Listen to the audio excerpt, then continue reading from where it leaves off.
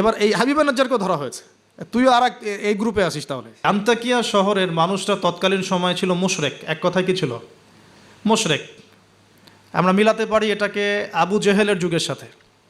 Abu Jahl, Abu Lahab, Utba, cyber যুগে যেমন একটা সমাজ ছিল শিরকে নিমজ্জিত, মূর্তি পূজা হতো, হ্যাঁ, মাধ্যম পূজা হতো, কবর পূজা হতো, মৃত মানুষের পূজা হতো ইত্যাদি।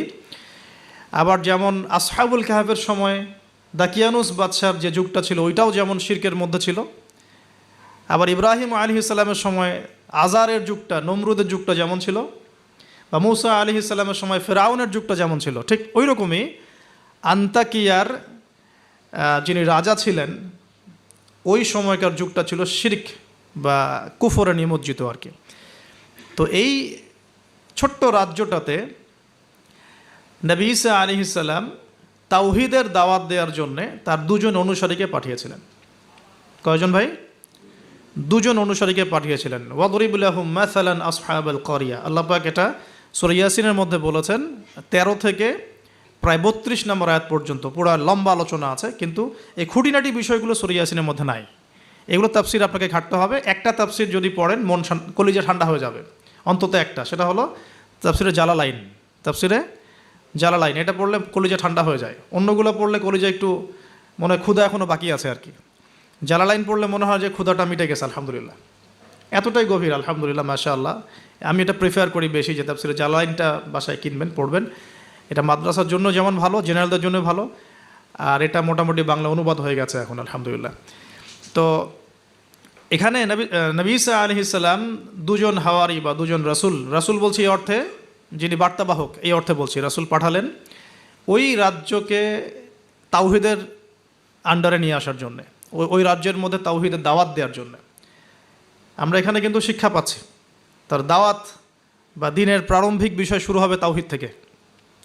দিনের প্রাথমিক বিষয় শুরু হবে কি থেকে? তাওহীদ থেকে। দিনের প্রাথমিক বিষয় খেলাফত থেকে শুরু হচ্ছে না, দিনের প্রাথমিক বিষয় কিন্তু রাষ্ট্র কায়েম থেকে শুরু হচ্ছে না, বরং দিনের প্রাথমিক বিষয় শুরু হচ্ছে তাওহীদের দাওয়াত থেকে। এবং দাওয়াত দিবে কারা? এই রকম রাসূল, মুখলেস, আল্লাহ পাকের একজন বাছাইকৃত বান্দা যারা। আমরা তো বাছাইকৃত রাসূল নই, তাহলে আমরা রাসূলদের অনুসারী হওয়ার ক্ষেত্রে যেন পরিপূর্ণতা অর্জন করতে পারি, এটা আমাদের টার্গেট থাকবে। মানে আমরা রাসূল হতে পারছি না, আমাদের এটা দরজা বন্ধ, কিন্তু সাহাবীদের মতো হওয়ার চেষ্টা করতে হবে, মানে আমাদের দরজাটা এখানে আর কি। তো এখন দাওয়াত দিতে গিয়ে তারা যখন শহরে ঢুকলেন, এখানে শহরের রাজার নাম কি ছিল ইত্যাদি মেনশন করা হয় নাই। কোরআন চুপ আছে, আমরাও চুপ আছি, ঠিক আছে। ঢোকার পথেই শহরের শুরুতেই একজন ব্যক্তির সাথে দেখা হলো। এই ব্যক্তি একজন কাঠমিস্ত্রি ছিলেন। কি ভাই? কাঠমিস্ত্রি। তো কাঠমিস্ত্রিকে নাজ্জার বলা হয়, আরবি দিয়ে কি বলা হয়? নাজ্জার। তো তাকে জিজ্ঞাসা করলেন দুজন রাসূল যে আপনার নাম কি? সে বলছে আমার নাম হাবিব বিন ইসরাইল। হাবিব বিন ইসরাইল। তো তিনি জিজ্ঞাসা করছেন আপনারা এখানে কেন এসেছেন? ওই দুজন রাসূল বলছেন যে আমরা এখানে তাওহীদের দাওয়াত দিতে এসেছি। কোন তাওহীদ? আপনাদের ইলাহকে, আপনাদের রবকে? তখন তিনি ওই রকম করে কথা বলছেন যে যেমনটা ইব্রাহিম আলাইহিস সালাম বলেছেন, আমার রব জীবিতকে মৃত্যু দিতে পারেন, মৃতকে জীবিত করতে পারেন। আমার রব, আমাদের রব আসমান থেকে বৃষ্টি বর্ষণ করেন, সেই বৃষ্টি দিয়ে এই মৃত জমিনকে জীবিত করেন, শস্য ফলান, সেগুলো আমরা খাই। আমাদের রব সূর্যকে পূর্ব দিক থেকে ওঠান, পশ্চিম দিকে ডোবান। এরকম যত বৃত্তান্ত আল্লাহ সম্পর্কে, তাওহীদের যত কথা তাকে শোনানো হলো। তো সে ব্যক্তি একটা প্রশ্ন করে বসলো যে তাহলে কি আমাকে কোনো মোজেজা দেখাতে পারবেন কি না? আপনি যে একত্ববাদের কথা বলছেন, এক আল্লাহর কথা বলছেন, কোনো মোজেজা দেখাতে পারবেন কি না? এখন মনে করেন তো দেখি যে ঈসা আলাইহিস সালামের যুগের মোজেজা কী ছিল। এক এক যুগের মোজেজা কিন্তু এক একটা। মোজেজা বোঝেন কি না? অলৌকিকত্ব, যেটা নবীগণের মাধ্যমে প্রকাশ পায়, এটা আল্লাহর ক্ষমতা, এটা নবীদের ক্ষমতা নয়, কিন্তু আল্লাহ পাকের ক্ষমতা, নবীদের মাধ্যমে আল্লাহ প্রকাশ করান। আল্লাহ পাক এই জামানাতেও আল্লাহ পাকের ওলিদের মাধ্যমে ক্ষমতা প্রকাশ করাতে পারেন। আল্লাহ পাক এখনও ক্যাপেবল এটার জন্যে। তো সেরকম মানুষ হতে হবে আগে, সেরকম মানুষ তো হতে হবে। অনেক আল্লাহর বান্দা আছেন, দেখবেন আপনার জন্য দোয়া করছে, আপনার সমস্যা দূর হয়ে গেছে, হয়নি? এমন হয়। তো আল্লাহ পাক, এটা তার ক্ষমতা না, ক্ষমতা কার? আল্লাহ পাকের। এখন ওই সময়কার মোজেজা ছিল কিন্তু কুষ্ঠ রোগীকে ভালো করে দেয়া, মনে আছে? অন্ধত্ব দূর করে দেয়া, এবং মৃত ব্যক্তিকে জীবিত করেছেন ঈসা আলাইহিস সালাম আল্লাহর হুকুমে। মনে আছে? যে যুগের মুজিজা, মানে যে যুগটা যে বিষয়ে বেশি বৈচিত্র্যময় ছিল, ওই যুগে আল্লাহ পাক ওই মুজিজাই দিয়েছেন। যেমন সুলাইমান আলাইহিস সালামের সময় জিনদের খুব দাপট ছিল, বুঝছেন? তো সুলাইমান আলাইহিস সালামের সময় জিনদের দাপটটা বেশি ছিল। আল্লাহ পাক জিনদের উপর সুলাইমান আলাইহিস সালামকে কন্ট্রোল দিয়ে দিয়েছে। ওই যে বাতাসে তার সিংহাসন ফ্লাই করতে শুরু করলো, তার আংটির মধ্যে আল্লাহ পাক ক্ষমতা দিয়ে দিলেন। জিনদেরকে যে কাজ করতে বলতো সেই কাজ জিনরা করতে বাধ্য হতো। মনে আছে ঘটনা? আচ্ছা, আবার মুসা আলাইহিস সালামের সময় জাদুবিদ্যার চর্চা হতো, জাদুবিদ্যার চর্চা। এই চর্চা কিন্তু এখনও হয়, এখনও জাদুবিদ্যার চর্চা হয়, ব্ল্যাক ম্যাজিকের চর্চা এখনও হয়। এগুলো থেকে বেঁচে থাকাটা খুব বেশি ইম্পর্টেন্ট, কারণ এগুলোতে ইফেক্টেড হয়ে গেলে অনেক সমস্যা হয়ে যায়। আমি শেষের দিকে প্রশ্নোত্তর পর্বে কিছু আয়াত বলে দেবো আপনাদেরকে ইনশাআল্লাহ। এই কোরআনের আয়াতগুলো নিয়মিত পড়বেন ইনশাআল্লাহ তাআলা। তো ওই সময় আল্লাহ পাক মুসা আলাইহিস সালামকে লাঠি দিয়ে জাদুবিদ্যার বিপরীতে মোজেজা দেখিয়েছেন, মানে যখন যেটা তার বিপরীতে সেই মোজেজা। বুঝতে পারছেন? নবী সাল্লাল্লাহু আলাইহি ওয়াসাল্লামের যুগে কবি সাহিত্যের যুগ চলছে, একদম কাব্য সাহিত্য নিয়ে তারা খুব গর্ব করত। আল্লাহ পাক কোরআন নাজিল করলেন, সব সাহিত্য ধসে গেল। এটা কোরআনের মোজেজা। আবার ঈসা আলাইহিস সালামের সময় চিকিৎসা বিজ্ঞানের খুব জয় জয়কার চলছিল আর কি। চিকিৎসা শাস্ত্র নিয়ে মানুষের অনেক বেশি মানে আগ্রহ ছিল, যেটা এটা দিয়ে এটা হয়, এটা দিয়ে এটা হয়। আল্লাহ পাক তখন এমন মর্যাদা দিয়েছেন যে মৃত মানুষকে জীবিত করে দেখিয়ে দিয়েছেন। তো এই দুই ব্যক্তিকে ওই নাজ্জার হাবিব বিন ইসরাইল, সে ব্যক্তি বলছে যে আমাদেরকে কোনো মর্যাদা দেখাতে পারো কিনা। এখন সে বলছে ঠিক আছে, মর্যাদা দেখাতে পারবো ইনশাআল্লাহ। আমার এই সন্তান, আমার এই ছেলে দীর্ঘদিন থেকে চোখে অসুখে ভুগছে, এক চোখ নষ্ট হয়ে যাচ্ছে, তুমি শেফা দিতে পারবে কিনা আল্লাহর হুকুমে। আল্লাহ পাকের দরবারে তারা সেজদায় পড়ে গেলেন, আল্লাহর কাছে সাহায্য চাইলেন, তার চোখে হাত বুলালেন, আলহামদুলিল্লাহ চোখ ভালো হয়ে গেল। এগুলো কিন্তু কোনো গালগল্প নয়। এবার হাবিবে নাজ্জার তার কিন্তু বিশ্বাস হয়ে গেল, হ্যাঁ এটা তাওহীদের ফসল, এটা তাওহীদের ফসল। এবার তিনি দেনানদেন সাক্ষ্য দিলেন যে আশহাদু আল্লা ইলাহা ইল্লাল্লাহ ওয়া আন্না মুহাম্মাদান, তখন ছিল না, তখন ছিল কি ঈসা আব্দুল রূহুল্লাহ ওয়া আবদুহু, এরকম একটা কালিমা ছিল তখন, ঠিক আছে? তো তিনি মুসলমান হয়ে যেটা করলেন, ওই জনপদের থেকে নির্জনতা অবলম্বন করা শুরু করলেন। তিনি মুসলমান হয়ে কিন্তু জনপদের ভিতর ঢুকে পড়েন নাই, প্রথমে একটু নির্জনতা অবলম্বন করা শুরু করলেন, কারণ সমাজের সবাই কিন্তু মুশরিক। এখন ওখানে যদি আপনি সরাসরি ঢুকে যান, ঢুকায় আপনি এখন যদি জোরে জোরে তাকবীর দেওয়া শুরু করেন, তাহলে তো রিমান্ড হবে আর কি। তো তিনি নিজেকে একটু সেফ করে একা একা ইবাদত করা শুরু করলেন। এখানে আমাদের শিক্ষা আছে কিন্তু। আমি এই হাবিবে নাজ্জারের ঘটনা, ওই তৎকালীন সময়কার ওই আন্তাকিয়া শহরের শিরক, এগুলোর সাথে আপনি বর্তমান বিশ্বকে মেলাতে পারবেন। এখনকার বিশ্বের অবস্থাও কিন্তু মোটামুটি এরকমই। অনেক আলোচনা আমি আগে করেছি বিগত লেকচারগুলোতে, যে এই ওয়ার্ল্ডের প্রতিটা ডিপার্টমেন্টেই শিরক আছে, একদম এডুকেশন থেকে শুরু করে, শিক্ষা থেকে শুরু করে পলিটিক্স পর্যন্ত সবখানেই শিরক আছে। কোনো জায়গায় শিরক বাদ নাই। ইকোনমিক্সেও শিরক আছে, সামাজিক কালচারে শিরক আছে, আমাদের চিন্তা দর্শনে শিরক আছে, আমাদের মিডিয়ার মধ্যে শিরক আছে, আমাদের বুদ্ধিজীবীদের মধ্যে শিরক আছে, আমাদের রাজনীতিবিদদের মধ্যে শিরক আছে, আমাদের ধর্ম নেতাদের মধ্যেও শিরক আছে কোনো কোনো জায়গায়, আছে না? আছে। যদি আপনি ভালো করে খিজিরের মতো দেখতে শেখেন, আপনি বুঝতে পারবেন এই ওয়ার্ল্ডটা শিরকের আন্ডারে আছে। আর সামনে আসবে বড় শিরক, মাসিহুদ দাজ্জাল। তো এটা বাস্তব, সামনে মানুষ দেখবে এগুলো। এখন এই অবস্থায় হাবিবে নাজ্জার শহরে ঢুকে দাওয়াতি কাজ শুরু করেন নাই, একা একা তিনি নিজেকে তৈরি করেছেন। আগে তাসকি আধ্যাত্মিকতা অর্জন করার চেষ্টা করেছেন, ইবাদত বাড়িয়েছেন। এদিকে ওই দুজন রাসূল তারা শহরে প্রবেশ করলেন, বেশ কিছু সময় তারা মানুষকে দাওয়াত দেওয়ার চেষ্টা করলেন, কিন্তু মানুষ ইসলাম কবুল করছে না। ঠিক মক্কার অবস্থার মতোই। এই সূরাটা কোথায় নাজিল হয়েছে? মক্কায়। কোথায়? এই সূরা কিন্তু মদিনায় নাজিল হয় নাই। তাহলে এই সূরার মধ্য দিয়ে আল্লাহ পাক রাসূল সাল্লাল্লাহু আলাইহি ওয়াসাল্লামকে শিক্ষা দিচ্ছেন, সাহাবীদেরকেও শিক্ষা দিচ্ছেন।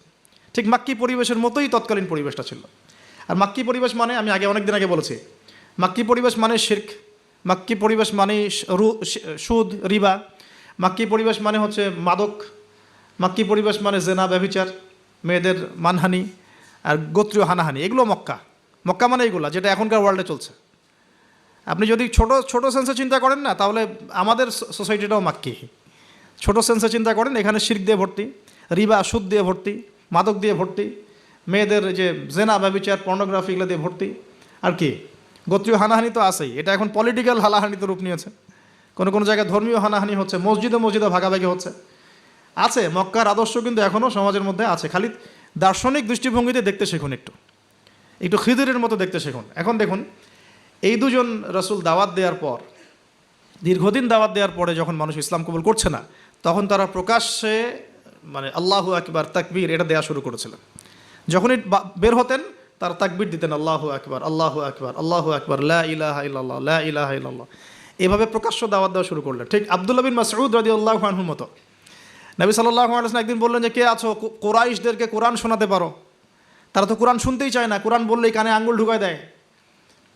হ্যাঁ, কোরআন বললেই তারা কাপড় দিয়ে মাথা আবৃত করে, এগুলো কোরআনে আছে কিন্তু।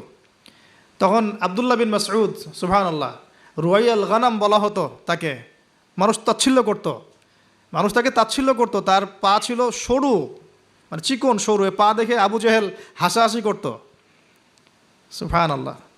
আর ওই পায়ের নিচেই আবু জেহেলের মৌত আল্লাহ লিখেছিলেন, সুবহানাল্লাহ। ওই পা দিয়ে তার আবু জেহেলের বুকের উপর পাড়া দিয়ে তিনি তাকে গর্দান কেটেছেন বদরের মাঠে। খালি 13 বছরের ব্যবধান, সময়ের ব্যবধান, খালি জাস্ট টাইম টক্স, মানে সময় কথা বলে না, সময় কথা বলে। এই আব্দুল্লাহ বিন মাসউদ রাদিয়াল্লাহু আনহুর পায়ের তলেই আবু জেহেল আবার মারা গেছে। তো এই আব্দুল্লাহ বিন মাসউদ রাদিয়াল্লাহু আনহু বললেন যে, আমি শোনাবো কুরাইশদেরকে কোরআন ইনশাআল্লাহ। তারপর তিনি বের হয়ে কাবা ঘরের সামনে গিয়ে আর রহমান আল্লামাল কোরআন খালাকাল ইনসান এই তেলাওয়াত শুরু করলেন। বাস, মায়ের শুরু হলো। এখন যদি আপনি বের হয়ে সবার সামনে বলেন, আল্লাহর হুকুম ছাড়া কোনো হুকুম নাই, ইনিল হুকমু ইল্লা লিল্লাহ, আল্লাহর হুকুম ছাড়া কোনো হুকুম নাই, ওয়া মান লাম ইয়াহকুম বিমা আনজালাল্লাহ ফাউলাইকা হুমুল কাফিরুন, মায়ের একটা মাটিতে পড়বে?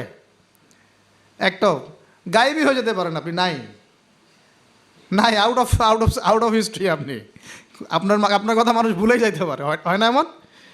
আর যদি জাতিসংঘে গিয়ে বলেন যে এর যত বেইজ আছে সব শিরকের উপর আছে, সারা ওয়ার্ল্ডের মধ্যে শুধু ইসলামিক খেলাফা চলবে, তাহলে কি হবে? তো এই অবস্থা হয়েছে আব্দুল্লাহ বিন মাসউদ রাদিয়াল্লাহু আনহুর। বেচারা মক্কায় গিয়ে কাবা ঘরের সামনে গিয়ে বলছে, লা ইলাহা ইল্লাল্লাহ, আল্লাহ ছাড়া কোনো মাবুদ নাই, আর রহমান আল্লামাল কোরআন খালাকাল ইনসান আল্লামাহুল বায়ান, হ্যাঁ, ফাবিআইয়ি আলাই রাব্বিকুমা তুকাযযিবান। বাস, আবু জেহেল, আবু লাহাব, উতবা, সাইবা সবগুলো মেরে মারা শুরু করেছে। তাহলে শিক্ষা হচ্ছে এগুলো সুন্নত। শিক্ষাটা কি? দিনের পথে যদি সত্যিকার কেউ ইফোর্ট দেয়, তাহলে এই জিনিসগুলো তার ভাগ্যে আসবে। এই নির্যাতন, নিপীড়ন বা অপদস্থতা তার ভাগ্যে আসবে। যাদের ভাগ্যে আসছে না, 100% বলতে পারবো যে সেটা সঠিক পথ নয়, 100%। হ্যাঁ, সঠিক পথের ডানে বামে আমরা চোরা রাস্তা খুঁজি তো, সঠিক ক, সঠিক খ, সঠিক গ, হ্যাঁ, সঠিক অল্প সঠিক, বেশি সঠিক, একটু বেশি সঠিক, মানে এরকম আর কি। সত্যিকার অর্থে ওই রকম সঠিক পথে গেলে এগুলো আসবেই। তো এটা একটা ফলসিফিকেশন টেস্ট, যাদের উপর এগুলো আসতেছে সন্দেহ নাই যে ইনশাআল্লাহ তারা সঠিক পথে আছে। তারা সারা দুনিয়া থাক না থাক ওই ব্যক্তি সঠিক পথে আছে, না হলে তার উপরে এগুলো আসতো না। এখন যাই হোক, ওইদিকে যাচ্ছি না আমি। এখানে এই দুজন রাসূল সেম ভূমিকা পালন করলেন। ব্যাস, এবার রাজা তাকে গ্রেফতার করা শুরু করলো। কোন রাজা? আন্তাকিয়া শহরের রাজা কিন্তু খ্রিস্টান ধর্মাবলম্বী ছিলেন। রাজা খ্রিস্টান ধর্মাবলম্বী ছিলেন না। খ্রিস্টান ধর্মাবলম্বী হওয়ার জন্য ঈসা আলাইহিস সালাম তাকে দাওয়াত দিচ্ছেন আর এই দুজন রাসূলের মাধ্যমে। তো রাজা তখন এই দুজন ব্যক্তিকে ধরে রেখে দিল। এই দুজন ব্যক্তির নাম এক একটা কিতাবে এক এক রকম এসেছে। আমি 3টা নাম পেয়েছি আর কি। একটা হচ্ছে, প্রথম ব্যক্তির নাম ছিল ইউহান্না, হ্যাঁ। দ্বিতীয় ব্যক্তির নাম ছিল রাসূল, কিন্তু তারা মানে কার রাসূল? ঈসা আলাইহিস সালামের প্রেরিত দূত। এই দূত অর্থে বলছে রাসূল। একজনের নাম ছিল বাউলাস, একজনের নাম হচ্ছে ইউহান্না, একজনের নাম কি ছিল? বাউলাস। আর অন্য একটা বর্ণনা আসছে যে একজনের নাম ছিল সাদেক, আর একজনের নাম ছিল মাসদুক। একজনের নাম সাদেক, একজনের নাম মাসদুক। আচ্ছা, এই দুজন এখন গ্রেফতার। তো এবার তাদেরকে রেখে দেওয়া হয়েছে। ঈসা আলাইহিস সালাম আরও একজন ব্যক্তিকে তাদের সাহায্যের জন্য পাঠালেন।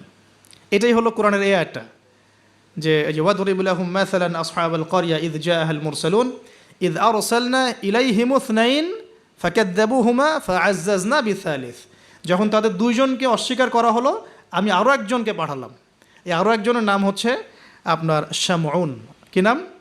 শামউন। এই শামউন ছিল খুবই বিচক্ষণ। এখান থেকে আমাদের শিক্ষা আছে একটা, যারা দাওয়াতি কাজ করতে চান, দিন নিয়ে চলতে চান, দিন প্রচার করতে চান, বা দিনের দিন নিয়ে বড় স্বপ্ন দেখেন। এই শামউনের মধ্যে শিক্ষা আছে। কীরকম শিক্ষা?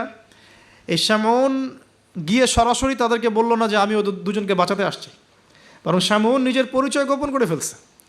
শামউন নিজের পরিচয় গোপন করে সে অর্ডিনারি মানুষের রূপে সমাজে মেলামেশা শুরু করলো। সে মোটামুটি একটা ছদ্মবেশ ধারণ করেছে আর কি, এবং আস্তে আস্তে আস্তে আস্তে রাজার ঘনিষ্ঠ মানুষদের সাথে তার একটা সম্পর্ক তৈরি হয়েছে। এমনও বহু মানুষ কিন্তু এখন সমাজের মধ্যে আছে না? সরাসরি ইমান জানান দিতে পারে না, কিন্তু ভিতরে ভিতরে ইসলামকে সমর্থন করে, আছে না? আমাদের প্রতিটা ডিপার্টমেন্টে এমন ভাই বোন আছে কিন্তু, যারা ইসলামকে মন থেকে সাপোর্ট করে, কিন্তু হয়তো চাকরির ভয়, এইটার ভয় মানে এক্সপোজ করতে পারে না। তো প্রথমত সে সেভাবে নিজেকে গুটিয়ে নিল। এক পর্যায়ে রাজার কাছে তার নাম ছড়িয়ে পড়লো। সে একদিকে তাদের সাথে মেশে, আরেকদিকে সে আল্লাহর কাছে দোয়া করে, নামাজ পড়ে, সেজদা করে। কারণ সে কিন্তু একজন আধ্যাত্মিক গুণে গুণান্বিত মানুষ। এক পর্যায়ে রাজার দৃষ্টি আকর্ষিত হলো তার প্রতি। ওই যে ইউসুফ আলাইহিস সালামের প্রতি রাজার দৃষ্টি আকর্ষিত হয়েছিল না? স্বপ্নের ব্যাখ্যা কেউ দিতে পারে না, ইউসুফ দিয়ে দিলেন। 7 বছর দুর্ভিক্ষ হবে, ওকে আমার কাছে নিয়ে আসো, ওকে আমার কাছে নিয়ে আসো, আমি তাকে আমার নিকটস্থ কাছের মানুষ বানিয়ে দিব। তো রাজা বা শাসক যদি সৎ হন, মনের মধ্যে যদি সততা থাকে না, তিনি খুঁজে বের করতে পারবেন কার দ্বারা আসলে জাতির খেদমত হওয়া সম্ভব। এটা দায়িত্ব তাদের খুঁজে বের করা যে কোন কোন মানুষদেরকে কাছে নিয়ে আসলে দেশের বা জাতির খেদমত হবে। তো এই সৎসাহস তো সবাই দেখাতে পারে না এখন এই ব্যক্তি, এই রাজা মোটামুটি এদিক থেকে বিচক্ষণ ছিল। সে এই শামউনকে কাছাকাছি নিয়ে আসলো, নিয়ে এসে বলল যে তোমার সব কথাবার্তা আমার কাছে খুব ভালো মনে হয়, তোমার জ্ঞানের যে জ্ঞানতাত্ত্বিক কথাবার্তাগুলো তুমি বলো, এগুলো খুব ভালো মনে হয়, তো তুমি আমার কি উপকার করতে পারো? তো শামউন বলছে যে আমি শুনেছি যে আপনার জেলখানায় 2জন ব্যক্তি আছে। কোন 2জন? আগে 2জন গ্রেপ্তার। তো তাদের ব্যাপারে আপনার কি মন্তব্য? আমার মন্তব্য, আমি আসলে ভাবার সময় পাইনি তাদেরকে নিয়ে, রাজা খুব ব্যস্ত ছিল। তাকে আমার কাছে নিয়ে আসেন, আমি কিছু কথা বলতে চাই তাদের সাথে। শামউনের কথা শুনে রাজা নিয়ে আসলেন তাদের 2জনকে। এবার কৌশলে শামউন এই 2জন ব্যক্তির মধ্য দিয়ে রাজাকে দাওয়াত দিচ্ছে। শামউন কৌশলে এই 2 ব্যক্তির মাধ্যমে রাজাকে দাওয়াত দিচ্ছে। শামউন এদেরকে বলছে যে তোমরা কোন আল্লাহর ইবাদত করো, কোন আল্লাহর কথা বলছো, আমাদের এখানে তো এমন কোনো আল্লাহ নাই। তখন তারা আবার ব্যাখ্যা দিচ্ছে, আমরা সেই আল্লাহর কথা বলি যে আল্লাহ ছাড়া কোনো ইলাহ নাই, যিনি আসমান থেকে বৃষ্টি বর্ষণ করেন, যিনি মৃতকে জীবিত করেন, ইত্যাদি ইত্যাদি। তাওহীদের সব কথা তারা বলা শুরু করলেন, এবং রাজা কিন্তু শুনছে। শোনার মাধ্যমকে শামউন নিজে। তাহলে এখানে আমাদের শিক্ষা আছে না? তা আপনারা একটু ইসলামের পথে আসলেই সমাজ থেকে ডিসকানেক্টেড হতে চান কেন? সমাজের মধ্যেই থাকতে হবে। সমাজের মধ্যে থেকেই আপনি সমাজের ভিতর ইসলাম ছড়িয়ে দিবেন ইনশাআল্লাহ। ঠিক আছে? ইনশাআল্লাহ একদিন সমাজ পরিবর্তন হবে। আমরা যদি সমাজ থেকে ডিসকানেক্টেড হয়ে যাই তাহলে তো সমাজ নষ্ট হয়ে যাবে। তো দেখুন, অনেক যুবক ছেলে আমাদেরকে বলে, ভাইয়া নামাজ পড়তাম না, এখন নামাজ পড়ি, এখন বিসিএস পরীক্ষা দিব না ভাবছি। কেন দিবেন না? ওর সাথে কী সম্পর্ক? ওর সাথে কী শত্রুতা? আপনি আরও বড় বড় পোস্টে যান, মানুষকে তাওহীদের দাওয়াত দেন, তাওহীদ প্রতিষ্ঠার চেষ্টা করেন। আল্লাহ হেফাজত করুন, আল্লাহ তৌফিক দান করুন। এখন এই শামউনের থ্রু দিয়ে এই 2 ব্যক্তি রাজাকে দাওয়াত দিলেন, মাশাআল্লাহ। এবার রাজা জিজ্ঞাসা করছে যে কোনো মোজেজা আছে না, কোনো অলৌকিকত্ব দেখাতে পারবে? আমরা যে আল্লাহর ইবাদত করি, মাঝে মাঝে কিন্তু জিনের উপাসনা করলে কিছু অলৌকিকত্ব দেখা যায়। মানে অলৌকিকত্ব না, মানে ভেলকিবাজি দেখানো যায় আর কি। দেখবেন জিনতাত্ত্বিক যারা চর্চা করে দেখবেন ভেলকি দেখায় মানুষকে। আপনি কোনো কবিরাজের কাছে গিয়েছেন, আপনাকে বলে দিবে যে 2 বছর আগে তুই এটা করছিলি না, এরকম কিন্তু বলে দেবে। আপনাকে ধাক্কা লাগলো যে হ্যাঁ তাই তো, আমার তেমন হয়েছে। আসলে ও যে জিনের উপাসনা করে, ওই জিন আপনার যে কারিন আছে এর সাথে কানেকশন ফিক্স করে আর কি। কারণ আপনার জিন ফিউচার জানে না, কিন্তু আপনার জিন তো আপনার হিস্ট্রি জানে। আপনার জিন আপনার হিস্ট্রি জানে। তো তখন আপনার কাছে মনে হলো হ্যাঁ তাই তো, আমি তো অমুক দিন অমুক মেয়ের জন্য দাঁড়াইছিলাম ওইখানে। হ্যাঁ আচ্ছা ঠিক আছে। এখন সে বলল যে হ্যাঁ আমরা মৌজেজা দেখাবো ইনশাআল্লাহ। কি মৌজেজা? 7 দিন আগে একটা বাচ্চা ওই রাজ দরবারে মারা গেছে। কয়দিন আগে? দাফন হয়নি এখনো, 7 দিন আগে মারা গেছে, লাশ সংস্কার হয়নি, লাশের অবস্থাও ভালো না। এখন এই 2 ব্যক্তি আল্লাহর কাছে দোয়া করলেন, আল্লাহ আজকে যদি তুমি মৌজেজা আমাদের হাত দিয়ে আমাদের মাধ্যমে দেখাও, ইনশাআল্লাহ এরা তাওহীদের উপর চলে আসবে। তো আল্লাহ রাব্বুল আলামিন মুআজিজা দেখালেন, ওই 7 দিনের মৃত বাচ্চা জীবিত হয়ে উঠল। এবার জীবিত হয়ে সে বলে উঠল যে আমি আসমানে দেখেছি, এই বাচ্চা বলছে এবার, আমি আসমানে দেখেছি একজন সুন্দর, মানে চুলের বর্ণনা দেওয়া হয়েছে যে আমরা যেটাকে সিল্কি চুল বলি আর কি, লম্বা কাত পর্যন্ত সিল্কি চুলওয়ালা একজন মানুষ, একজন ব্যক্তি 3 জনের জন্যে আল্লাহর কাছে দোয়া করছে। কয়জনের জন্যে? তার মানে সে মেবি ঈসা আলাইহিস সালামের দিদার পেয়েছে, মেবি, আল্লাহ ভালো জানেন, এটা বারজাখ। এখন রাজা এবার হকচকিয়ে গেল, তিনজনকে কে? আমরা তো দুজন জানি, তিনজনকে? তখন ওই ব্যক্তি বলছে শামউন একজন, এই ব্যক্তি একজন। তখন শামউন দেখলেন যে রাজার এর উপর বেশ প্রতিক্রিয়া সৃষ্টি হয়েছে কথার উপরে। তখন শামউন আরও বড় চাপ দিল এই দুজনকে যে না, তোমাদের এটা হয়তো কোনো জাদু হতে পারে। শামউন, তোমাদের কোনো জাদু হতে পারে, আমাদের এই রাজার এক মেয়ে মারা গেছেন, তোমরা পারলে তাকে জীবিত করে দেখাও দেখি। এবার তারা দুজন আবার সেজদায় পড়ে গেলেন, আল্লাহর কাছে দোয়া করলেন। আল্লাহ রাব্বুল আলামিন ওই রাজার দীর্ঘদিন আগে মৃত্যুবরণকারী একজন মেয়ে, তাকে কবর থেকে জীবিত করে তুলে দিলেন ইনশাআল্লাহ। এই মেয়ে একই কথা বলছে যে আমরা দেখেছি এই তিনজনের জন্য একজন ব্যক্তি আল্লাহর কাছে দোয়া করছে। তো এবার মাশাআল্লাহ মুজিজা প্রকাশ পেয়ে গেল। কিন্তু এই মুজিজা প্রকাশ পাওয়ার পরেও আপনারা তো জানেন যে ফেরাউনের সামনে কতগুলো মুজিজা দেখানো হয়েছে, 9টা। কয়টা? 9টা। একবারে 9টা না, কিন্তু ব্যাক টু ব্যাক বছর বছর 9টা। তারপরে কি ফেরাউন ঈমান আনছে? আবু জেহেলের সামনে কতগুলো মুজিজা আসছে, সে কি ঈমান আনছে? আজারের সামনে কি ইব্রাহিম আলাইহিস সালামের মতো মানুষ থাকা সত্ত্বেও সে কি ঈমান আনছে? এরকম বহু মানুষ পৃথিবী থেকে চলে গেছে যাদের সামনে অগণিত মুজিজা আসার পরেও ঈমান নিয়ে আসে না। আবার অনেক মানুষ এক দোয়ার বরকতে ঈমান নিয়ে চলে আসছে। খালিদ বিন ওয়ালিদের কথা শুনুন। খালিদ বিন ওয়ালিদ রাদিয়াল্লাহু আনহু উহুদে যুদ্ধ করেছেন ইসলামের এগেনস্টে। যখন নবী সাল্লাল্লাহু আলাইহি ওয়াসাল্লাম বিদায় হজের আগে যখন তিনি ওমরা করেছেন, বিদায়ের ওমরা হজটা কাজা করেছেন, ওই সময় তিনি এসে শুধু একটা চিরকুট লিখে দিয়েছিলেন যে যদি খালিদ মুসলমান হতো তাহলে তার জন্য কতই না ভালো হতো। নবীজি এটাও বলেননি খালিদ আসো ইসলাম কবুল করো, তোমার আগের সব গুনাহ মাফ হয়ে যাবে, এটা এতটুকু বলেন নাই। নবীজি বলেছেন, খালি চিরকুটে লিখে দিয়েছেন যে যদি খালিদ ইসলাম কবুল করতো তাহলে কতই না ভালো হতো। এই একটা কথাই তার মনে এমন দাগ কেটেছে, তিনি নিজে গিয়ে মদিনা ইসলাম কবুল করে আসছেন। আর তারপরে তো জানেন তার হাতে ইসলামের কতগুলো বিজয় হয়েছে, প্রায় 80 থেকে 100টা ব্যাটেল তিনি লড়ছেন ইসলামের জন্য, এবং কোনো ব্যাটেলেই তিনি কিন্তু পরাজিত হন নাই। তাকে বলা হয় সাইফুল্লাহ, আল্লাহর তরবারি। এখানে একটা কথা বলি, এই মানুষকেও শয়তান ওয়াসওয়াসা দিত। এই খালিদ বিন ওয়ালিদ রাদিয়াল্লাহু আনহুকেও এই যে বললাম না, চোখ লাগা, বদনজর, ওয়াসওয়াসা, এই সমস্যা হতো। এই সমস্যাগুলো আমাদেরও হয়, হ্যাঁ, এবং এই অনলাইনের মাধ্যমে এটা বেশি হয়। তখন তিনি এসে নবীজিকে বলছিলেন যে আমাকে একটা দোয়া শিখায় দেন ইয়া রাসূলুল্লাহ। তিনি কিন্তু বীর বিক্রম, একজন সাহসী বীর সাহাবী। নবী সাল্লাল্লাহু আলাইহি ওয়াসাল্লাম তাকে দোয়া শিখিয়ে দিয়েছেন যে আউযু বিকালিমাতিল্লাহি তাম্মা মিন কুল্লি শাইতানি ওয়া হাম্মা ওয়া মিন কুল্লি আইনিন লাম্মা। আরেকটা জায়গা আছে আউযু বিকালিমাতিল্লাহি তাম্মাতি মিন গাদাবিহি ওয়া ইকাবিহি ওয়া শাররি ইবাদিহি ওয়া মিন হামাজাতি শায়াতিন ওয়া আন ইয়াহদুরুন। তো দেখেন কোথা থেকে কোথায় আসলাম। মুজিজা দেখার পরেও তো বহু রাষ্ট্রপ্রধান ইসলাম কবুল করেছে। এখনও তো আপনার সামনে আমার সামনে মুজিজা পড়ে আছে। কি মুজিজা? কোরআন। কেউ কোরআন নিয়ে একটা ভুল প্রমাণ করুক, একটা বিধান প্রমাণ করুক যে মানবতা বিরোধী বা এটা এই যুগে চলে না, ওই যুগে চলতো, এর মধ্যে এক জাররা পরিমাণ ভুল কেউ বের করতে পারে কিনা দেখুক। তারপরেও তো মানুষ কোরআন মেনে চলছে না। ব্যাপারটা এরকম হচ্ছে না? এখন রাজার সামনে অনেকগুলো মুজিজা দেখানো হয়েছে ঠিকই, কিন্তু রাজা তাদেরকে কবুল করে নাই। ফিনিশিং হলো এটা। এবার এই তিনজনকে শাস্তি দেওয়া হবে। শামউনের আসল রূপ তো প্রকাশ পেয়ে গেছে। এবার শামউনের কি আসল রূপ প্রকাশ পেয়ে গেছে। এবার তিনজনকে শাস্তি দেওয়ার প্ল্যান করা হয়েছে। তখন তারা আল্লাহর কাছে দোয়া করলেন যে আল্লাহ আমাদেরকে এই জালেমের জুলুম থেকে আল্লাহ হেফাজত করো। তো তাদেরকে আটকে রাখা হয়েছে, পাথর নিক্ষেপ করে হত্যা করা হবে, এটা হচ্ছে রায় ওদের। ওই সময়কার রায়গুলো এমন ছিল, রজম করে হত্যা করা হবে, বা বড় বড় কিছু গাভী ছিল ওদের, সোনার দিয়ে তৈরি বা পিতল দিয়ে তৈরি, এর ভিতরে মানুষকে ঢুকিয়ে নিজ দিয়ে আগুন জ্বালিয়ে দেওয়া হতো। চিন্তা করতে পারেন। তারপরে শুলদণ্ড ছিল, পিছনের রাস্তা দিয়ে লোহা আছে না, পেঁচানো লোহা বাকিয়ে ঢুকিয়ে মাথার মগজ দিয়ে বের করে দেওয়া হতো। এগুলো ছিল শুলদণ্ড। একজন সাহাবী খুবাইব রাদিয়াল্লাহু আনহুকে এইভাবে দণ্ড দিয়ে হত্যা করা হয়েছে। নাউযুবিল্লাহ, সুবহানাল্লাহ। আল্লাহ পাক তাকে জান্নাতের শীর্ষ মর্যাদা দান করুন, দোয়া করি। তো এবং তিনি ওই যে বলেছিলেন ইন্তেকালের আগে, লাস্তু উবালি হিনা উকতালু মুসলিমান আলা আই জামবিন কানা লিল্লাহি মাসরুই। ওনাকে বলা হচ্ছিল যে তোমার জায়গায় মুহাম্মদ সাল্লাল্লাহু আলাইহি সাল্লামের যদি নখ কেটে ফেলি তুমি কি মুক্তি নিবা?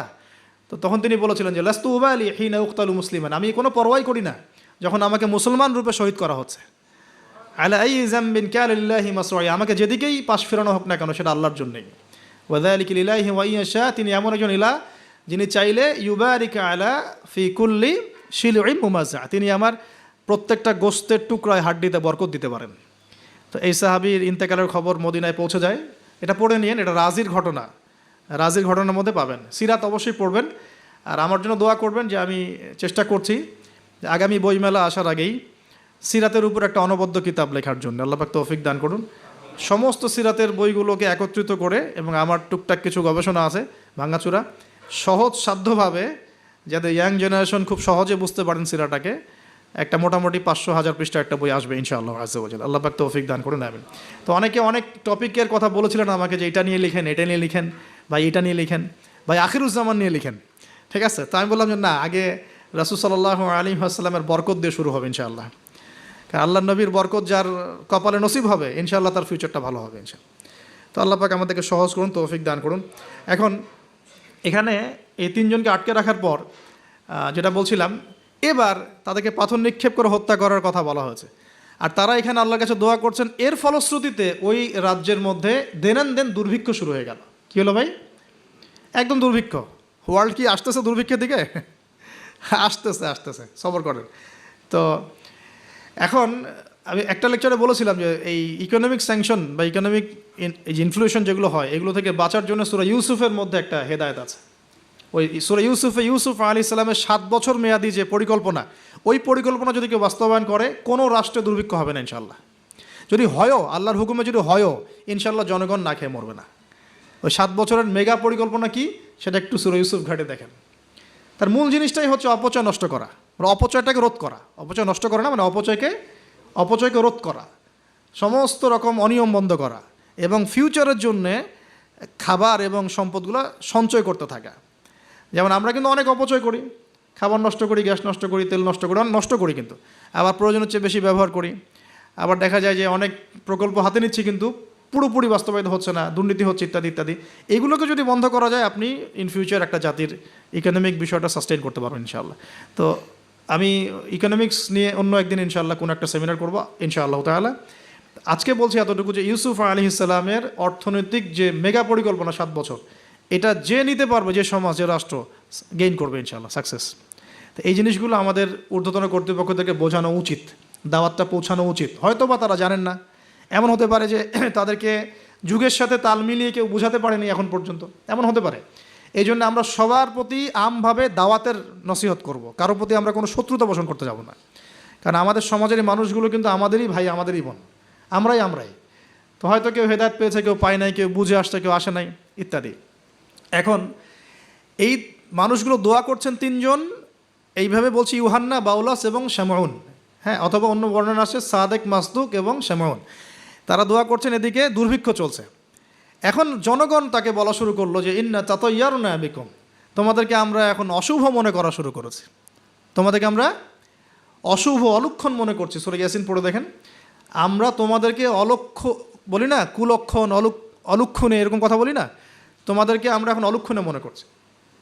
যদি তোমরা তোমাদের এই দাওয়াত বন্ধ না করো, আমরা তোমাদেরকে রজম করে হত্যা করব। এবার রজমের প্রিপারেশন নেওয়া হচ্ছে।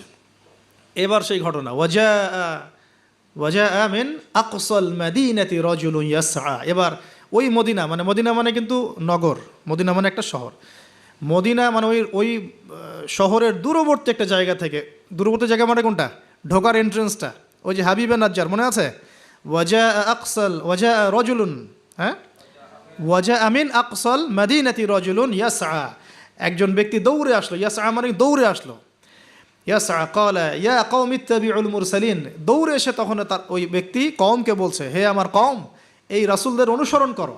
সুবহানাল্লাহ, কোন ব্যক্তি এটা? তাহলে এখানে আমাদের যারা সাধারণ মুসলিম আছে, আমাদের শিক্ষা আছে তো নাকি? হাবিবে নাজ্জার কত বড় একটা সাহসিকতার পরিচয় দিল এখানে, দেখেন। সে দৌড়ে এসে যখন শুনতে পারলো যে ওই রাসূলদেরকে হত্যা করার প্রিপারেশন নেওয়া হয়েছে, দৌড়ে এসে কওমকে বলছে, হে আমার পুরো কওম, তোমরা রাসূলকে অনুসরণ করো। ইত্তাবিউ মান লা ইয়াসআলুকুম আজরান ওয়া হুম মুহতাদুন, তোমরা সেই রাসূলদের অনুসরণ করো যারা তোমাদের কাছে কোনো প্রতিদান চাচ্ছে না এবং তারা হেদায়েত প্রাপ্ত আছে। সুবহানাল্লাহ।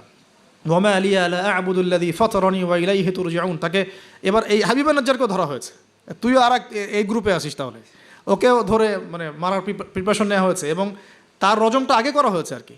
এই তাফসীর বলছে যে এই রজমটা আগে করা হয়েছে, শেষ পর্যন্ত এই রাসূলদেরকে হত্যা করা হয়েছে কিনা এটা আমি স্পষ্ট করে পাইনি, কিন্তু এই হাবিবে নাজ্জারকে যে হত্যা করা হয়েছে এটা স্পষ্ট করে পেয়েছে, একদম স্পষ্ট করে জালালাইনে আসছে এই জিনিসটা। এখন এই তাকে ধরা হলো, তুইও তাদের গ্রুপের মধ্যে একজন।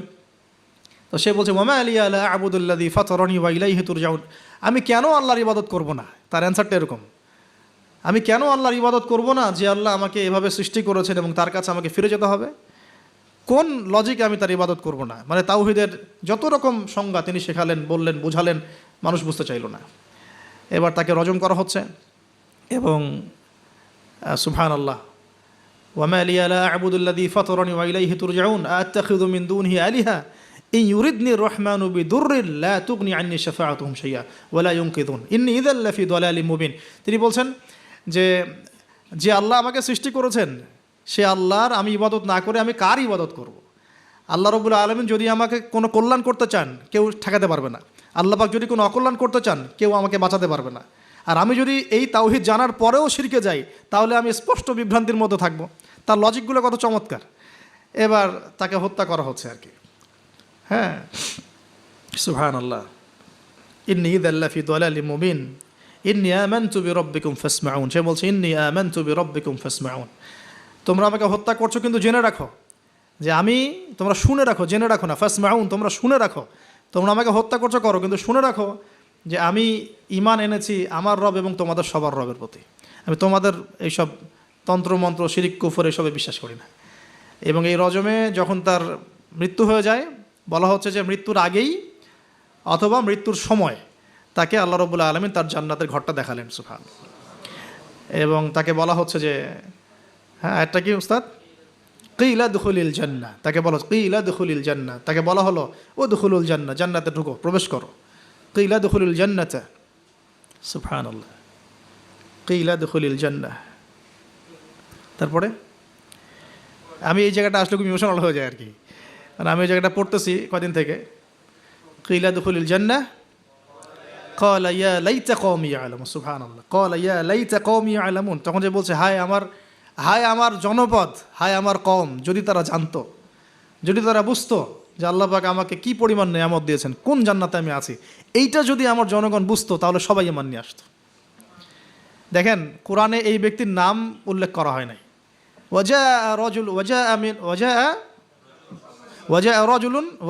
মিন আকসাল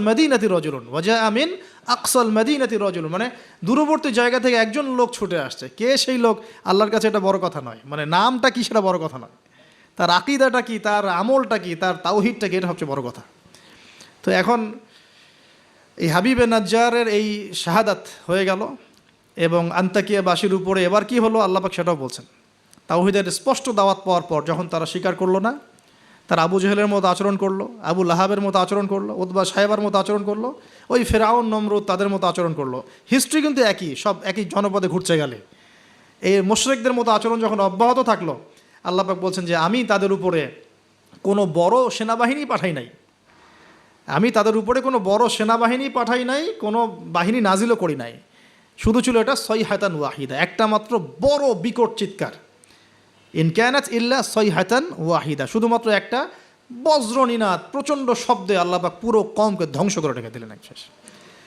এই কওমে কতজন মানুষ ছিল? হয়তো বা 1 লাখ, 2 লাখ, 3 লাখ, 4 লাখ, 5 লাখ, 10 লাখ, আল্লাহ ভালো জানেন। এর মধ্যে 4 জন ব্যক্তির নাম আমরা পাচ্ছি তাওহীদপন্থী। ওই 4 জন ব্যক্তিকে কেন্দ্র করে ইয়াসিন আয়াত নাজিল হয়েছে। রাসূল সাল্লাল্লাহু আলাইহি ওয়াসাল্লাম মক্কায় হয়তো হাজার হাজার মানুষ ছিল, কিন্তু আমরা আবু বকর, ওসমান, ওমর, আলীর নাম মনে রাখছি। আসহাবুল কাহফের মধ্যে হয়তো হাজার হাজার লাখ লাখ মানুষ ছিল, কিন্তু আমরা ওই 7 জন বা 9 জন যুবকের কথা মনে রাখছি। খেয়াল করে দেখেন ইব্রাহিম আলাইহিস সালামের সময় হয়তো লাখ লাখ মানুষ ছিল সমাজের মধ্যে, কিন্তু আমরা মনে রাখি ইব্রাহিম আলাইহিস সালাম, লূত আলাইহিস সালামের কথা, বিবি সারা আলাইহিস সালামের কথা, হাজরা আলাইহিস সালামের কথা, এই কয়জন মানুষের কথা, ইসমাইল, ইসহাক। এরকম প্রত্যেক যুগে যুগে আপনি দেখবেন যে তাওহীদপন্থী মানুষের সংখ্যা কিন্তু কম এবং আল্লাহ পাকের অনুগত বান্দাদের সংখ্যা খুব কম। এই ঘটনাটা আল্লাহ রাব্বুল আলামিন এই আন্তাকিয়াবাসীর এই ঘটনাটাকে সূরা ইয়াসিনের এই 13 থেকে প্রায় 32 নম্বর আয়াত পর্যন্ত পুরোটা নিয়ে আসছেন। এবং এর মধ্য দিয়ে আল্লাহ রাব্বুল আলামিন আমাদেরকে যে মেসেজগুলো দিতে যাচ্ছেন সেটা হলো, যে পয়েন্ট আকারে ফাইন্ড আউট করি। দেখুন, ফার্স্ট অফ অল রাসূলদের রাসূলদের কাজ যারা করবেন, মানে রাসূলের কাজ মানে কি, দাওয়াতি কাজ, তাবলীগের কাজ, মানুষকে তাওহীদের প্রসার করবেন, দ্বীনের ফিকির করবেন, দিন নিয়ে দিন প্রতিষ্ঠার স্বপ্ন দেখবেন, তাদেরকে সর্বপ্রথম আগে তাওহীদপন্থী হতে হবে। তাওহীদপন্থী মানে এই ভেজাল তাওহীদপন্থী না, এই তাওহীদ না যে আমি তাগুতও মানি আবার ইয়াও মানি, মানে ইসলামও মানি আমি তাগুতও মানি, আমি কুফরও মানি, আমি সুদও মানি, হ্যাঁ আমি দলীয় বিভাজনও মানি, আমি কি বলবো যে ব্যক্তি পূজাও করি, আমি শায়েখ পূজাও করি, আমি সবই করি, আবার তাওহীদও আছে। মানে এইরকম গোলালো মার্কা তাওহীদের কোনো কাজ নাই বাংলাদেশে। যদি বাংলাদেশে আমরা ইসলাম নিয়ে বড় স্বপ্ন দেখি, তাহলে আগে তাওহীদের ডেফিনেশন শিখতে হবে। তাওহীদ কাকে বলে? লা ইলাহা ইল্লাল্লাহ মানে আল্লাহ ছাড়া কিছুই নাই, এই কথা স্পষ্ট করে আমাদের বলার মতো সৎসাহস থাকা উচিত এবং বলার মতো যোগ্যতা থাকা উচিত। মানুষকে বোঝানোর ক্ষমতা থাকা উচিত যে লা ইলাহা ইল্লাল্লাহ মানে কি। মানে আমি কালিমা পড়েছি, এদিকে আমি কবরও সেজদা করব? আমি কালিমা পড়েছি লা ইলাহা ইল্লাল্লাহ, এখন আমি কি মানে মৃত মানুষের কাছে পূজা করতে পারি? আমি কি লা ইলাহা ইল্লাল্লাহ বলার পরে আল্লাহ পাক ছাড়া অন্য কারো বিধানের সামনে দাসত্ব করতে পারি? এই জিনিসগুলো আমাদের স্পষ্ট করে বোঝা উচিত আগে, তাওহীদের উপর থাকা এবং তাওহীদ বোঝায়, তাওহীদের দাওয়াত মানুষকে দেওয়া। আপনারা কিতাবুত তাওহীদ, শিরক কি ও কেন, এই টাইপের অনেকগুলো বই পাবেন বাজারে, এগুলো পড়লেও তাওহীদ সম্পর্কে অনেক কিছু জানতে পারবেন ইনশাআল্লাহ। আর সব তাওহীদ একসাথে এস্টাবলিশ করা যায় না, ধাপ থাকে। ব্যক্তি পর্যায়গুলো আগে আমরা সংশোধন করব, আমাদের পরিবারটাকে সংশোধন করার চেষ্টা করব ইনশাআল্লাহ। আস্তে আস্তে আমরা তাওহীদের দাওয়াত মানুষকে দিব। আল্লাহ পাক যখন কবুল করবেন দেখবেন ইনশাআল্লাহ তাআলা, শুধুমাত্র আমরা আমাদের সমাজ কেন, আখিরুজ্জামানের হাদিসগুলো বলছে যে ইসলাম পুরো বিশ্বের প্রতিটা ঘরে প্রবেশ করবে ইনশাআল্লাহ। একটা কাঁচা ঘর বাকি থাকবে না, একটা পাকা ঘরও বাকি থাকবে না, এমনটাই হাদিস এসেছে। একটা কাঁচা ঘরও বাকি থাকবে না, একটা পাকা ঘরও বাকি থাকবে না যেখানে লা ইলাহা ইল্লাল্লাহ প্রবেশ করবে না। এটা হবে ফিউচার, ওয়ার্ল্ডের ফিউচার এইটা। যত ফিউচারের কথাই মানুষ বলুক না কেন, ভিশন 2030, 2040, 2050, হ্যাঁ, ভিশন কবলাল কিয়ামা, মানে ভিশন ইমামুল মাহদি আর ভিশন ঈসা আলাইহিস সালাম হচ্ছে যে পৃথিবীর প্রতিটা ঘরেই তাওহীদের কালিমা লা ইলাহা ইল্লাল্লাহ প্রবেশ না করে আল্লাহ পাক কিয়ামত দিবেন ইনশাআল্লাহ। এটা হলো আল্লাহ পাকের হুকুম, হয়ে গেছে, কুদিয়াল আমর, লেখা হয়ে গেছে এটা। এখন আমরা আগে, তাহলে আমাদের দায়িত্ব কি ভাই? আগে তাওহীদ শিখতে হবে। এখন তাওহীদ তো একা একা শেখা যায় না, স্পেশালি আপনারা যারা জেনারেল ব্যাকগ্রাউন্ড থেকে আসছেন, সবাই তো আর একা একা পড়ে কেউ আলেম হয়ে যেতে পারবো না, পারবেন? অতএব এখানে দৃষ্টিভঙ্গি আগে প্রশস্ত রেখে ওলামায়ে কেরামের দ্বারস্থ হন আগে। ওলামায়ে কেরামের দ্বারস্থ হওয়ার সময় সাম্প্রদায়িক হয়ে যাবেন না, যে আমি এই আকীদা ফলো করি, এই মানহাজ ফলো করি, এই মাযহাব ফলো করি, বাস ইনাদেরকেই ধরে বসে থাকবো আর কারো কাছে যাব না। এই চিন্তাটাও ঠিক না, কারণ জ্ঞান কিন্তু সবার কাছেই আছে, জ্ঞান সবার কাছেই আছে। আপনি যদি বলেন যে আমি হানাফি মাযহাবের সব মানি আলহামদুলিল্লাহ, আমি শাফিঈ মাযহাবের সব মানি আলহামদুলিল্লাহ, আহমদ বিন হাম্বল রাহিমাহুল্লাহকে শ্রদ্ধা করি, তার জ্ঞান আমি নিব ইনশাআল্লাহ, ইমাম মালিক রাহিমাহুল্লাহকে শ্রদ্ধা করি, তার জ্ঞান নিব, আপনি অনেক বেশি জ্ঞান পাবেন, অনেক বেশি জ্ঞান পাবেন। আর যদি এত কিছু বোঝার ক্ষমতা আপনার না থাকে, কমসে কম একটা স্কুল অফ থট ফলো করেন, সমস্যা কি? সাধারণ মানুষ, আমার অত কিছু বোঝার ক্ষমতা নাই ভাই, আমি একজন ইমামকে ফলো করি, ব্যাস হয়ে গেল, এতটুকু যথেষ্ট। এখন আমাদের প্রথম কাজ হলো তাহলে প্রিয় ভাইয়েরা, তাওহীদ শেখা এবং তাওহীদ শেখার জন্য ওলামায়ে কেরামের দ্বারস্থ হওয়া। আল্লাহ পাক তৌফিক দান করুন। এবং এই জায়গায় আমরা কিন্তু সাম্প্রদায়িক হব না, আমরা সংকীর্ণ চিন্তাভাবনা করব না, আমরা আমাদের চিন্তাভাবনাগুলোকে প্রশস্ত রাখার চেষ্টা করবো। আল্লাহ পাক তৌফিক দান করুন, সকলেই বলে আমিন।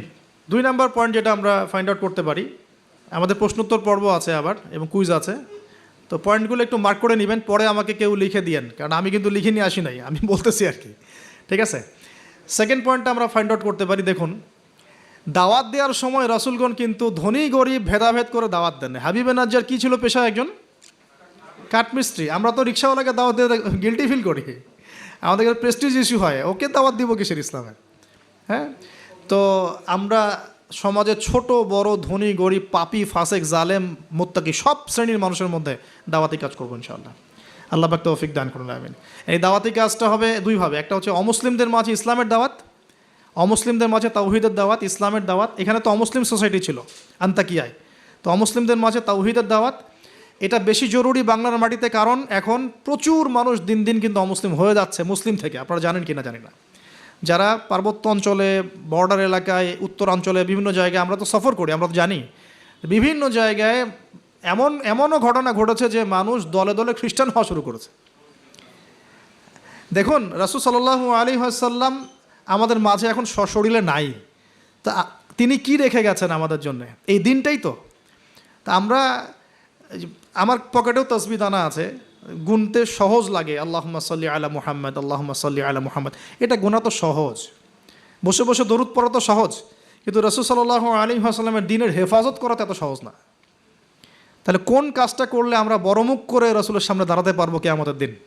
তার দিনের হেফাজত করলে। তো আমরা অমুসলিমদের মধ্যে দাওয়াতি কাজ তো করছিই না, যারা করছে তাদের সংখ্যা খুবই কম। আর যে দলে দলে দিন দিন মানুষ মুসলমান থেকে অমুসলিম হচ্ছে, এই ফিকিরও আমাদের নাই, এই ফিকিরও আমাদের মধ্যে নেই। আমরা তো পড়ে আসি ভাই, সত্যি কথা বলতে আমরা পড়ে আসি হাত বাঁধা নিয়ে আর কি। হাত বাঁধবো কোথায়? পায়ে, পা কি কেমন করে লাগবো, কেনি আঙ্গুল নাকি গোড়ায় গোড়া? মানে আমাদের চিন্তা ভাবনাগুলো অনেক বিশাল।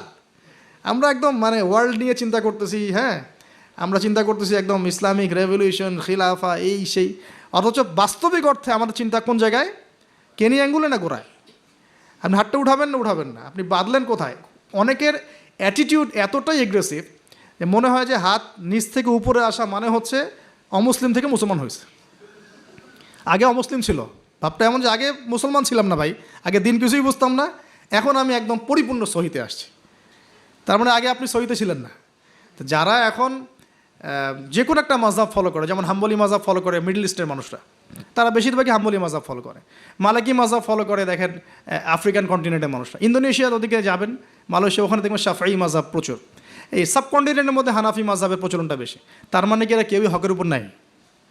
এই থটসটা আমরা কোথায় পেলাম? হ্যাঁ, এমন হতে পারে যে কিছু কিছু কাজ বা আমল মাযহাবের নামে চলছে, যেটা হয়তো কোরআন সুন্নাহ সমর্থন করছে না, সেক্ষেত্রে আমরা ওটা সংশোধন করবো, অবশ্যই করবো, কেন করবো না? তো আমরা আমাদের দৃষ্টিভঙ্গিটা একটু বড় করি, এইটাই ইসলাম নয়। এখান থেকে এখানে আসলাম মানে ইসলাম একদম আমার পরিপূর্ণ ঢুকে গেছে, বিষয়টা এমন নয়। আমাদের বড় চিন্তা করতে হবে। তাওহীদ, দিন দিন তাওহীদ বাংলার মাটি থেকে মানুষ শুষে নিচ্ছে। তাওহীদ তো শুষে নেওয়া হচ্ছে অনেক আগ থেকেই, তাওহীদ তো পানির মতো শুষে নেওয়া হচ্ছে অনেক আগ থেকেই। ব্যক্তিগত জীবনে হয়তো আমি সুন্নতের আমল করছি, ব্যক্তিগত জীবনে আমি তাসবিহ তাহলিল করছি, জিকির আজগার করছি, তাহাজ্জুদ পড়ছি, সত্যিকার অর্থে কি এটাই ইসলাম? ইসলাম বলতে এতটুকুই বোঝায়? তো এই জিনিসগুলো আমাদের একটু বড় করে ভাবা উচিত। আর ইখতিলাফি মাসআলাগুলোকে নিয়ে এত বেশি আর আল্লাহর রাস্তায় ঝগড়া করেন না। অলরেডি মসজিদ ভাগ হতে হতে হতে হতে আমরা মানে এমন একটা সময় ছিল যখন সবাই বলতো যে এইগুলা বাতিল, এইটাই হক। নাম বলছি না আমি, XYZ, এগুলো বাতিল, এইটা হচ্ছে হক। তো পরে দেখা গেলো হকের মধ্যে হক, হক ক, হক খ, হক গ, হক ঘ, এগুলো শুরু হয়েছে এখন। আর আপনি কোথায় যাবেন? তো এখানে একটা ভালো দৃষ্টিভঙ্গি এরকম যে আমরা সবার প্রতি শ্রদ্ধা রাখতে পারি, আমরা সবার মতাদর্শের প্রতি শ্রদ্ধা রাখতে পারি তো কমসে কম, যে হ্যাঁ ওই ভাইয়ের কাছে কিছু দলিল আছে, আমার কাছেও আছে, তার দলিলটা কতটুকু অথেন্টিক, আমারটা কতটুকু অথেন্টিক না, এই গভীরে ঢোকার মতো জ্ঞান তো আমাকে অর্জন করতে হবে। আমি দু চারটা বই পড়ে কী বা শিখে ফেললাম? এমন দু চারটা বই পড়ে আমি কী বা শিখে ফেললাম? আর যে রেফারেন্সগুলো দেয়া আছে বইয়ের নিচে, ওই রেফারেন্সগুলো ঘাটার মতো যোগ্যতা আমার হয়েছে কি না? মনে করেন একটা বই পড়ছেন, নিচে আপনার একদম সব বুখারি মুসলিম লেখা, তো এই বুখারি মুসলিমের ভিতরে ঢোকার যোগ্যতাটা কি আপনার হয়েছে কিনা, বা ওইটার উসুল আপনি বোঝেন কিনা, ওই হাদিসটা সত্যি সত্যি ওই মাসআলা সাবিত করে কিনা এটা আপনি বোঝেন কিনা, বা ওই হাদিসটাকে নিয়ে ওই দলিলটাকে নিয়ে আপনি কি অন্য কোনো মুহাক্কিক আলেমের কাছে গিয়েছেন কিনা, তাদের জবাবটা শুনেছেন কিনা। আমরা অনেক ছোট জায়গায় আছি ভাই। আমি একটু খোলামেলা কথা বলছি, আমরা এখন অনেক ছোট পরিসরে চিন্তা করছি। ইসলামের এগেনস্টে যারা কাজ করছে ওরা অনেক বড় করে চিন্তা করছে, ওরা দিন দিন মানুষকে অমুসলিম বানাচ্ছে। আপনি একটু সফর করেন, আল্লাহ পাক তো বলেছেন সফর করো, জমিনে ঘোরো, দেখো দিনের ফানজুর কাইফা কানা আকিবাতুল মুকাদ্দিবিন, আল্লাহ পাক ঘুরতে বলেছেন, দেখতে বলেছেন, সফর করে দেখতে থাকেন যে কী অবস্থা চলছে। আমরা বিশ্বাস করেন মানে আমরা ঢাকায় যে বাসা থাকি, ওই বাসার সামনে যে গলি, ভাড়া বাসা আমাদের, আমরা প্রায় দেখি যে 10 জন 20 জন ছেলে পেলে আড্ডা মারে গোল করে। তো প্রথমে ভাবলাম যে মেয়েটে দেখে, হয়তো ছেলেরা তো এগুলোই করে না। পরে দেখলাম ওই 5 মিনিটের মধ্যে একজন গাজা বানায় ফেললো, আর 4-5 জন টানে শেষ। অ্যান্ড আমি যে চোখে দেখলাম, আমি বড় জোরকে ধমক দিলাম একটা, যদি কালকে দেখি কান ফাটায় ভালো। আমি গতকালকে কথা বলছি এরকম। তো এখন আমি তো আর কিছু করতে পারবো না। তা আল্লাহ পাক যদি আমাকে ক্ষমতা দিতেন, আমি তখন অ্যাকশন নিতে পারতাম। তো এই হলো যুব সমাজের অবস্থা। এদের বয়স 15 থেকে 20 বছরও না, 15 থেকে 20 বছরের যুব সমাজের অবস্থা আজকে ভয়াবহ। প্রশাসনের ভাইরা আছেন, জিজ্ঞেস করে দেখেন কিশোর গাঁয়ের কী অবস্থা, টিকটক প্রজন্মের কী অবস্থা। এরা এমন কোনো পাপ নাই করতে বাকি রাখতেছে না। এরা কিশোরদের অবস্থা, আমাদের বাচ্চাদের অবস্থা দেখেন, স্কুল কলেজে তারা পড়ছে, ছোটো ছোটো বাচ্চারা সব তো ডিভাইস এডিক্টেড, ডিভাইস, সারাদিন ডিভাইস নেই। ওর তো মাথার মধ্যে, ওর মাথার যে মানে এনার্জিটা, যে সেলগুলো ডেভেলপই হতে দেয়নি আমরা। ও যে পরিবারে বড় হচ্ছে, পরিবারের স্বামী স্ত্রীর মধ্যে সুসম্পর্ক নাই, হৃদ্যতাপূর্ণ কোনো পরিবেশ সে দেখছে না। হ্যাঁ, ওর খাওয়ার ঠিক নাই, ও মানে শারীরিক কসরত নাই। হ্যাঁ, খালি একটা সার্টিফিকেটকে আমরা সব মনে করছি। 10টা 5টা প্রাইভেট পড়তেছে, মনে করছি আমি আমার ছেলেকে মানুষ করে ফেলাইলাম। ইসলামের তো কোনো ফিকিরই নাই, কোরআন পড়তে জানে না, নামাজ দূরের কথা, অজু করতে পারে না।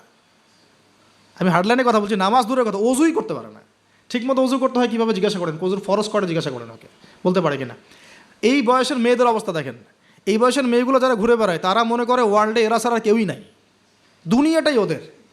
হ্যাঁ, চুল ঠিক করতে হলেও করবে, না করতে হলেও করবে।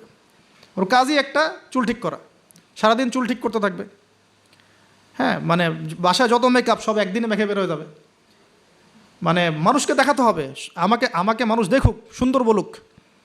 এদেরকে টার্গেট করেছে কিছু বাণিজ্যিক লোকজন, ওরা শিখিয়েছে এদেরকে তুমি সুন্দর না, তোমাকে সুন্দর হতে হবে। ব্যাস, স্নো পাউডার শুরু হলো তারপর থেকে। ওকে আগে বুঝাইছে, মাথার মধ্যে ঢুকাইছে তুমি সুন্দর না, তোমাকে আরও সুন্দর হতে হবে। ব্যাস, তারপরে যে এই ক্রিম সেই ক্রিম, ব্যবসা শুরু হয়ে গেল, এই পার্লার সেই পার্লার। মানে এই মেয়েগুলার, আপনি বিশ্বাস করেন, এই টিকটক প্রজন্মের কথা বলছি, কিশোর গ্যাংয়ের কথা বলছি, ছেলেরা যতটা না বদ, এই মেয়েদের একটা বড় অংশ তার চেয়ে অনেক বেশি বদ, অনেক বেশি। তারা চায়, কিছু কিছু মেয়ে চায় যে তাকে যেন টিস করা হয়, কিছু কিছু মেয়ে চায় যে সে ছেলের পিছনে বাইকে করে ঘুরবে। এখন রাতের বেলা বা অন্য কোনো সময় যদি এই ছেলে 4-5টা মিলে এখন এই মেয়েটাকে রেপ করে ফেলায়, এখানে কি সম্পূর্ণ দোষ শুধুমাত্র ছেলেটারই? আমাকে অ্যান্সার দেন দেখি। ওই মেয়েটা কেন ওখানে ঘুরতে গেল ওর সাথে? ওর বাবা কী করছিল, ওর ভাই কী করছিল? তা আমরা আমাদের সোসাইটির দিকে একটু দেখেন, আমরা অনেক ছোট জায়গায় চিন্তা করতেছি। এই যে আপনি হাত বাঁধে নিয়ে পড়ে আসেন না, পায়ে পা নিয়ে পড়ে আসেন, আর আপনি বলছেন আমারটা সই, ওরটা ও খারিজি হয়ে গেছে, ও ভণ্ড হয়ে গেছে, ওই হয়েছে। এগুলা খুবই কনজাস্টেড চিন্তা। আপনার চিন্তাটা অনেক ছোট লেভেলের। আপনি যখন ওয়ার্ল্ডকে চিনতে শিখবেন, অর্থনীতি বুঝতে শিখবেন, ওয়ার্ল্ডের ফেতনাগুলো রিকগনাইজ করতে শিখবেন, আপনি নিজেকে লজ্জা পাবেন যে আমি কী বলে আসছিলাম এতদিন। আর আমরা তো জানি, আমরা ওই লাইন কিন্তু ঘেটে আসছি। আপনি কোন জায়গায় চিন্তা করছেন, কোন জায়গায় আপনার চিন্তা থেমে যাবে, ওটা আমি জানি। ওর পর থেকে আমি আপনাকে চিন্তা করতে বলতে পারবো। ঠিক আছে, অনেক ডিপে আছে। পুরো ওয়ার্ল্ড নিয়ে ভাবেন, দেখেন আমাদের সোসাইটিগুলোর দিকে তাকান, আমাদের ইয়াং জেনারেশনকে দেখেন, আমাদের শিক্ষার দিকে দেখেন না একটু। আমাদের এই যে যুব সমাজ সামনে বসে আছে, জিজ্ঞাসা করেন যে এই 15-20 বছর তারা পড়াশোনা করেছে, তারা কতটুকু কোরআন শিখেছে, কতটুকু হাদিস শিখেছে। আমাদের এখানে অনেক সিনিয়র ভাই আছেন, আমাদের পিছনে অনেক বরেণ্য ব্যক্তিরা আছেন, তারা এখন আফসোস করেন যে আমাদের বয়স 40 হয়ে গেছে, কোরআন শিখতে পারি নাই, 40টা হাদিস তো পড়তে পারি না, হুজুর এটা কী হবে, এটা কী হবে। তো এটা আপনি জিজ্ঞাসা করা মানেই তো এটা লজ্জাজনক যে আমি তাহলে কি করলাম সারা জীবনে। তাহলে শিক্ষা ব্যবস্থার মধ্যে কোথায় সংস্কার দরকার আমাদেরকে ভাবতে হবে, এগুলো বা আমাদের যারা কর্তৃপক্ষ আছেন তাদেরকে বোঝাতে হবে জিনিসগুলো। অর্থনীতি নিয়ে কি বলবো, এটা নিয়ে বলার তো কিছুই নাই, সব জায়গায় সুদ আর সুদ। অনেক দিন আগে যে বলেছি ক্যাশলেস সোসাইটির কথা, এই ক্যাশলেস সোসাইটি এখন বাস্তব। আপনি চায়নায় যান, আপনি কোনো ক্যাশ পাবেন না চায়নাতে কোনো ক্যাশই নাই, আপনাকে সব ডিজিটাল মানিতে লেনদেন এক্সচেঞ্জ করতে হবে। পুরো ক্যাশলেস সোসাইটি একটা, এবং এর চার্জের ফলে মিনিটেই মানুষ কোটিপতি হয়ে যাচ্ছে, মিনিটের মধ্যে মানুষ কোটিপতি, জাস্ট চার্জ কাটতে কাটতে কাটতে কাটতে কোটিপতি হয়ে গেছে। ইলেকট্রনিক মানি তো আসছেই, যখন ক্রিপ্টোকারেন্সির যুগ চলে আসবে তখন দেখবেন যে কী অবস্থাটা হয়। তা আমাদের ইকোনমিক্স সেকশনের এই মানে কি বলবো, যে আধুনিকায়নই বলেন অথবা আধুনিকায়নের স্রোতের সমস্যাগুলো, এগুলো ফাইন্ড আউট করার মতো আলেম ওলামারও ঘাটতি আছে। যখন সমাজে ক্লাসিক্যাল ট্র্যাকের বাইরে কেউ কথা বলে তখন হাসে, হ্যাঁ হাসে যে কী বলতেছে এগুলা, গোল্ড কয়েন, দিনার দিরহাম, এগুলো আবার কি বলে। অথচ দিনার দিরহামের কথা রাসূল সাল্লাল্লাহু আলাইহি ওয়াসাল্লামের সময় থেকে আসে। কতদিন বোঝানোর চেষ্টা করলাম, হ্যাঁ কতদিন যে বোঝানোর চেষ্টা করলাম যে ভাই 10 লাখ টাকা বাসায় রেখে দেন, দেখেন টাকার মান কমে না বাড়ে। আর যদি 10 লাখ টাকার সমপরিমাণ জমি থাকে আপনার, এটার মান বাড়বে না কমবে। এতটুকু বোঝাতে পারতেছি না যে এগুলো সাস্টেইনেবল কোনো অ্যাসেট না। কারেন্সি ছিল গোল্ড, দিনার এবং সিলভার, দিরহাম। এখন সেটা নাই ভালো কথা, কিন্তু আমাদেরকে তো বুঝতে হবে যে আমাদের ফিউচার কী। ইউসুফ আলাইহিস সালামের ফিউচার, ইউসুফ আলাইহিস সালাম যেভাবে তার জাতিকে 7 বছরের একটা মানে গোল নিয়ে সামনে গিয়েছিলেন যে আমরা মূল্যবান সম্পদগুলো করি, মানে সংরক্ষণ করি, যখন দুর্ভিক্ষ সময় আসবে তখন আমরা বাঁচতে পারবো। এর ফলশ্রুতিতে মিশরের লক্ষ লক্ষ মানুষ বেঁচে গেছে। তা আমাদের সে ফিকির কোথায়? আমি একটা পয়েন্ট থেকে এতদূর চলে আসছি যে আমরা অনেক ক্ষুদ্র জায়গায় চিন্তা করছি। এই যে 1 হাতে মোসাফা না 2 হাতে মোসাফা, আপনার এইগুলা আপনার চিন্তাটাকে এত ছোট জায়গায় নিয়ে আসছে যে আপনি বড় করে এখন ভাবতেই পারতেছেন না। আর আমাদের দরকার, যদি আমরা সত্যি কথা বলছি, যদি আমরা চাই যে আমাদের সমাজ, দেশ এবং জাতি আগামীতে অনেক বেশি সমৃদ্ধি অর্জন করুক, আমাদের ক্রিটিক্যাল থিঙ্কার্স দরকার। আমাদের দরকার ক্রিটিক্যাল থিঙ্কার্স, যারা চিন্তা করতে পারে, ওয়ার্ল্ড নিয়ে ভাবতে পারে, মানে ইসলামটাকে ওয়ার্ল্ডের সাথে মিশাতে পারে। ইসলাম একদিকে পড়ে থাকবে আর ওয়ার্ল্ড একদিকে চলে যাবে, তাহলে তো হইল না কিছু। দেখেন ওই সময় লাত উজ্জা মানাত শিরক এগুলো বলতেন, লাত উজ্জা মানাতের মূর্তি পূজা শিরক এগুলো বলতেন সাহাবীরা। এই যুগে যদি আবু বকর ওমর রাদিয়াল্লাহু আনহু আসতেন, তারা কি ওই কথাই বলতেন? এই যুগের শিরকগুলোকে ফাইন্ড আউট করতেন? বলেন তো দেখি। নিঃসন্দেহে তারা এই যুগের সাথে আপডেটেড থাকতেন। তা আমাদেরকে এই যুগের সাথে আপডেটেড থাকতে হবে। তো আল্লাহ পাক আমাদেরকে তৌফিক দান করুন, আমিন।